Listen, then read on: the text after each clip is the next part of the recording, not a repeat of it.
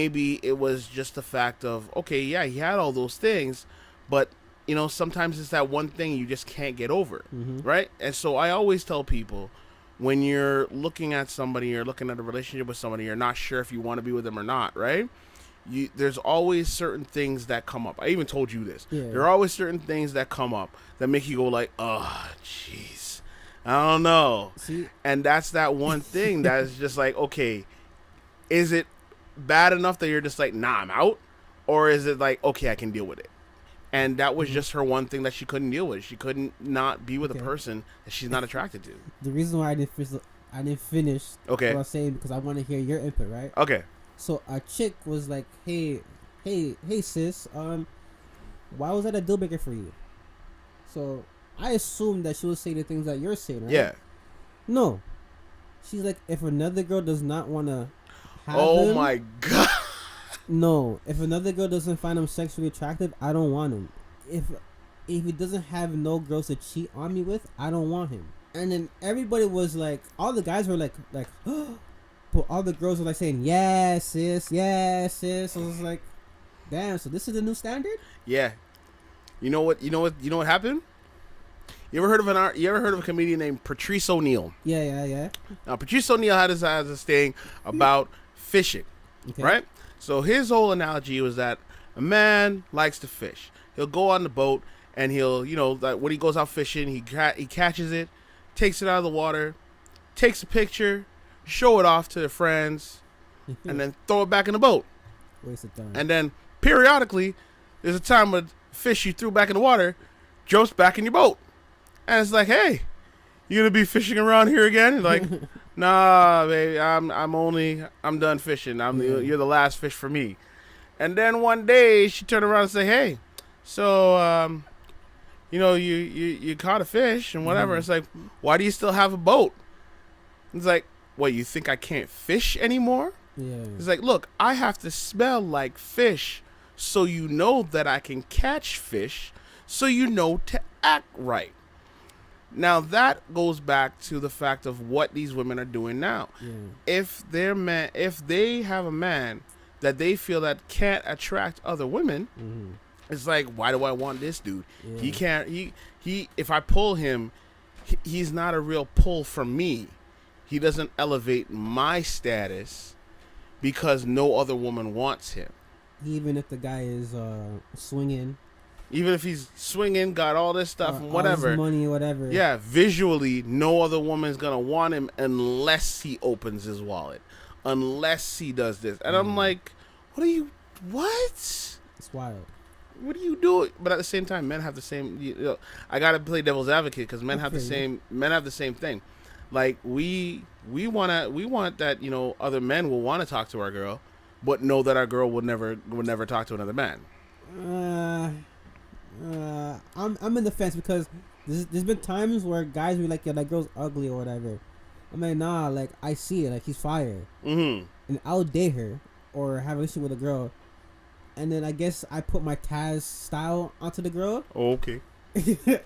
After that, everybody go, yo, I didn't know she was that sexy. I didn't know she was hiding that. I didn't know. Oh, so you pulled out your literal bag of tricks. Facts. And then so then now they're like, yo, she's fired. I'm like, bro, she's been fired. I'm like, you guys just didn't see it.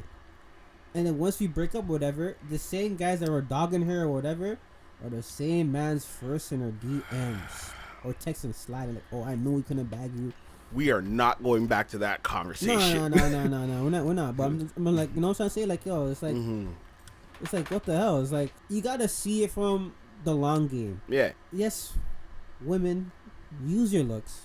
There's nothing wrong with that. Get your bag. Use them while you have them. Simple. But once you don't have them, just remember there's one time in your life that same guy that didn't have shit, he's gonna have shit now when you have nothing, and now you're gonna find him attractive. Just remember that. Or not even just that. He already has shit from time. Yeah. But because he doesn't look a certain way, you don't want him, and then all of a sudden now he looks real good now. Yeah. Cause ain't nobody looking at you. I tell guys all the time, from 17 to 25 isn't your prime. Your prime is 30 to 40. On the other hand, girls' prime, so once they turn legal, to about 25, that's their prime. 30 max. After they hit 30, they're off the prime. So we still have time in the game. So you could be 18 to 25, like, oh, I have no girls or I have no money. Bro, you have your 30s. You have your 40s. And that's your prime. Don't make Instagram and YouTube and all that stuff fool you. You have time.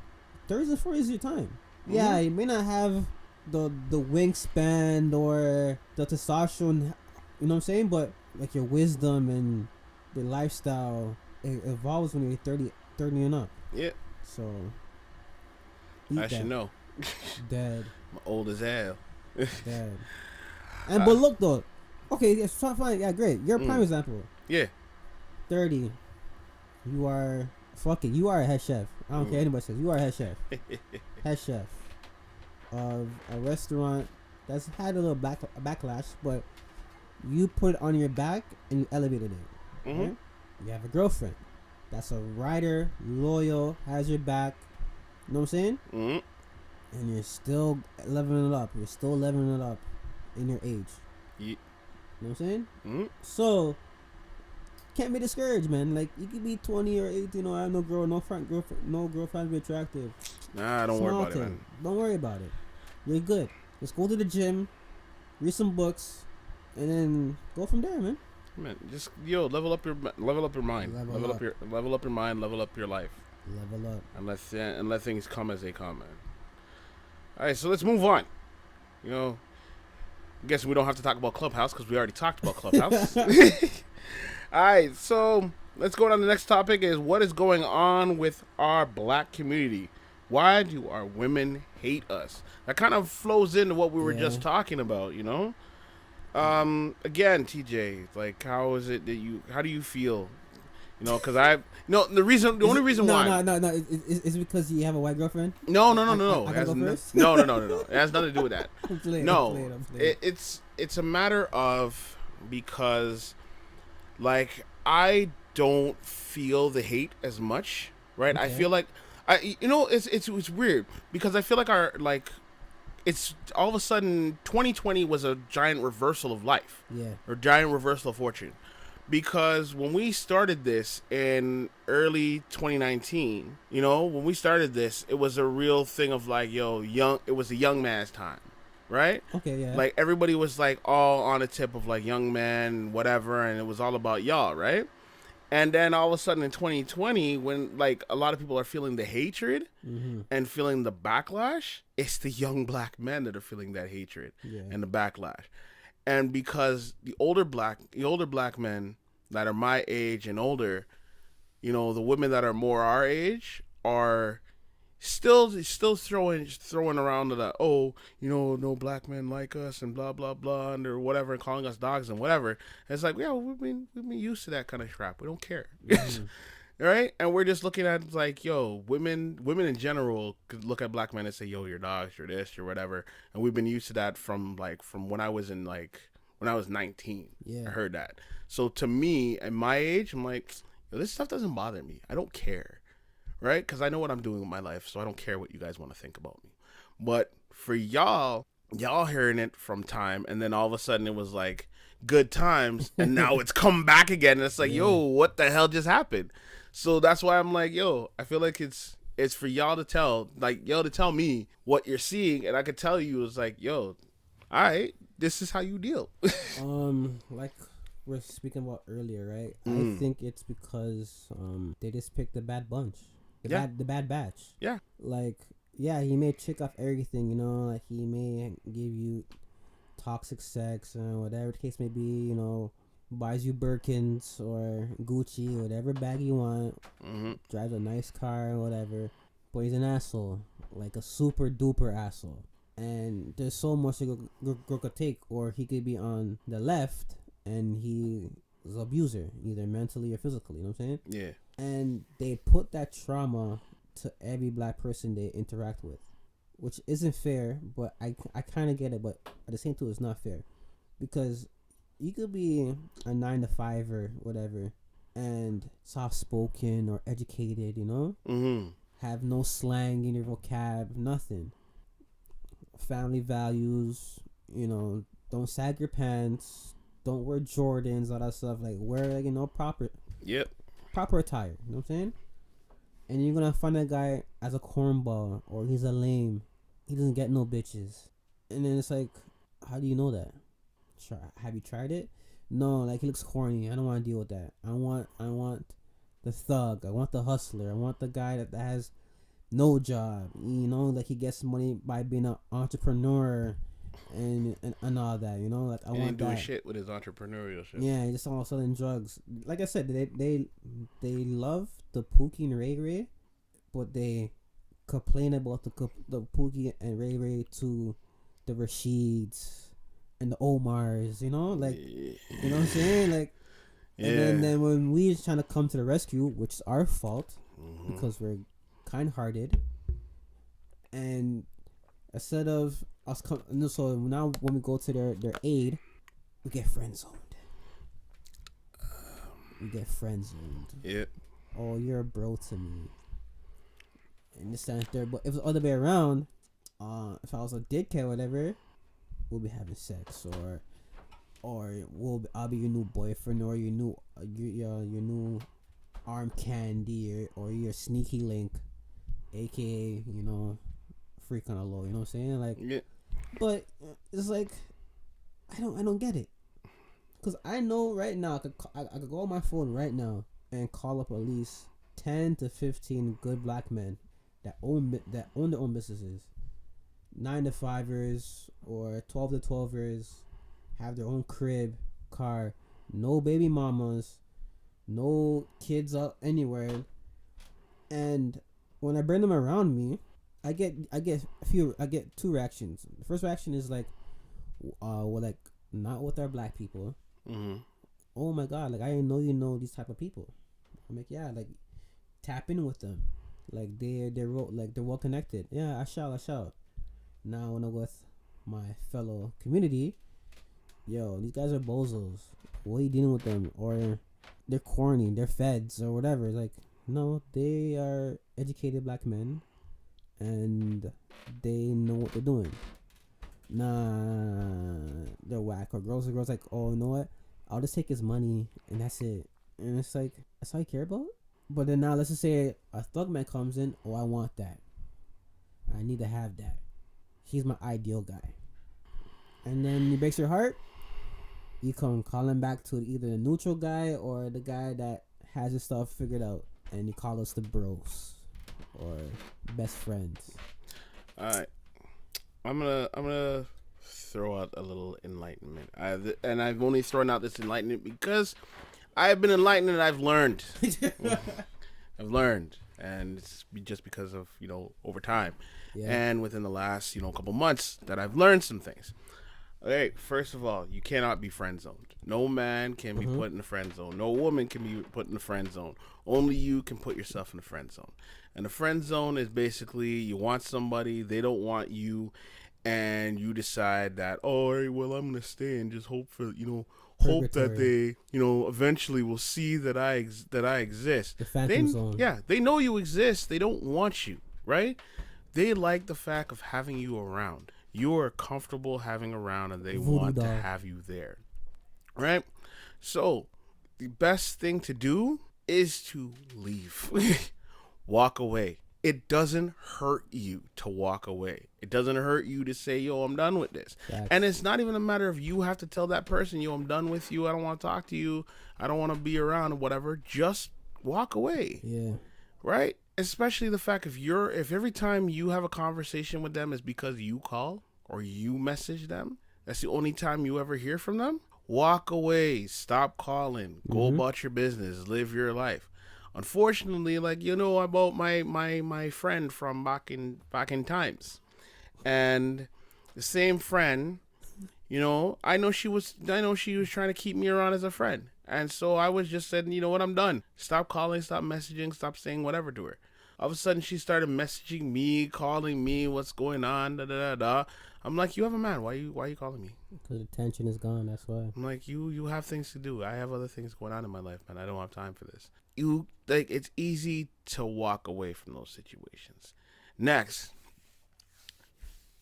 these girls, and I'm sorry, I'm saying girls, because they're girls. Do you, They're gang? stupid. And the reason why they're stupid is because they're the ones that say, I want the thug.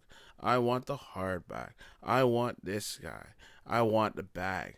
I'm like, look, you can have a man with a bag, but just have a man who has a bag properly. Get the right bag.